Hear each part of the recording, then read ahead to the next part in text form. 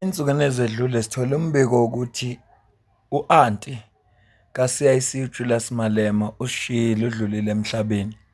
Ngaleso sizathu akeze ukuba ingxenye ye-ad hoc committee, akeze ukuba ingxenye yazo zonke iy'nhlelo ey'khona ephalamende ngoba kufuneka balungisele ukufihla kwethambo labo njengomndeni wakwaMalema. Amalunga kusuka kuma-political party ahlukeneyo, ikakhulukazi laba abanabo lapha ku-ad hoc committee, badlulisa amazwi enduduzo. Sengathi bangamfihla kahle nomphefumulo wakhe uphumule ngokuthula. Njengama-Afrika, ubuntu into ehamba phambili kithi, ukwedlula yonke into ekhona. Ubuntu into ehamba phambili. Ngakho-ke noma abantu bengaphambana ngokwezepolitiki, kodwa ezimeni ezinje fanele basekane ngoba ukufa kuwumshado wemizi yonke. Umakoti nje wemizi yonke. Awukho umuzi okhona ongaficwa ilesimo esehlela umndeni wakwaMalema. Ngikusho kakhulu lokhu ngoba ngibonile masikwenza khona ivideo besikhuluma kuyo ngoGeneral Khan.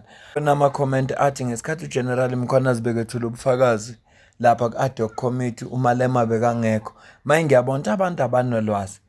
U-former president we-country, president womkhonto wesizwe party, ubhalile izolo lapha abazisa khona amalungu omkhonto wesizwe party nomphakathi oseduze ukuthi awusondele njengomkhonto wesizwe party bazohamba bayohlanganisa amehlo baxoxe nomndeni wakwaMalema bopha nabo amazwi enduduzo njengoba ubona la ku screen sakho ubefika la kule video siqale ngayo.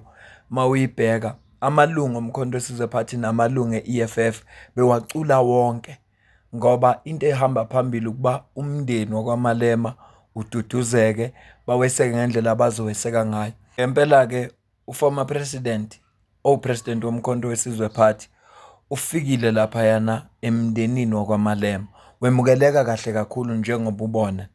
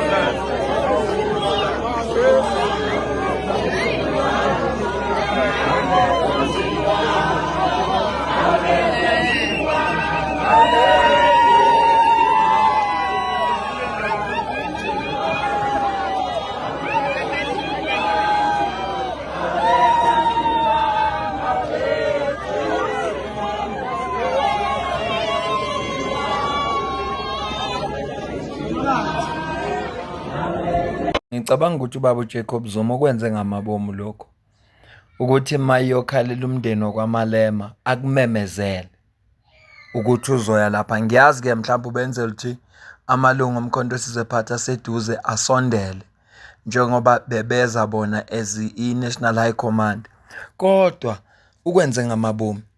Sekuhamba ama-comrade amaningi we-ANC, amanye ayenawo kusuka ehlathini ku-MK akaza wancwabe. Selokhu nje aphuma ku-ANC ama-comrade amaningi kuhamba uDidi Mabuza akaza mncwabe, bekuhambe ubaba uThera Likota kule nsuku ezedlule akazaza obakhalela akazaza mncwabe. Ngiyacabanga ukuthi uyile nhlobo enegqubo uma ngabe umenza into errong akaxoli ngokushesha, ngikucabangela kwami, kodwa kulokhu ngoba mhlawumbe akanaqhubu no-CIC ingakho ekhetha ukukumemezela ukuthi uzoya eyohlangana nomndeni wakaMalema afike awukhalele. Yikho kodwa into enhle njengale siyibonayo yokuthi abantu abamnyama bakithi bekwazi ukwesekana ngesikhathi abanye bebhekane nobunzima. Nawe uyazi uma unabantu ophila nabo ngesikhathi usebunzimeni lesikhathi ufisa ukuthi bangafika babe nawe ngoba laba bantu usuke uphila nabo futhi nisuke niphilelana nabo. Njengoba ubona ku-Secretary General lo Umkhonto weSizwe Party uSibonelo Nomvalo naye ubephumile engomunye wabantu abahambele umndeni wakwaMalema. Inhloso yokwenza le video nje ukwazisa abantu ukuthi kungani uMalema bekangekho ngesikhathi uGeneral Mkhwanazi bekathula ubufakazi bakhe nangesikhathi kukhona uGeneral Fani Masemola ngoba ngibonile ukuthi abantu abanalwazi.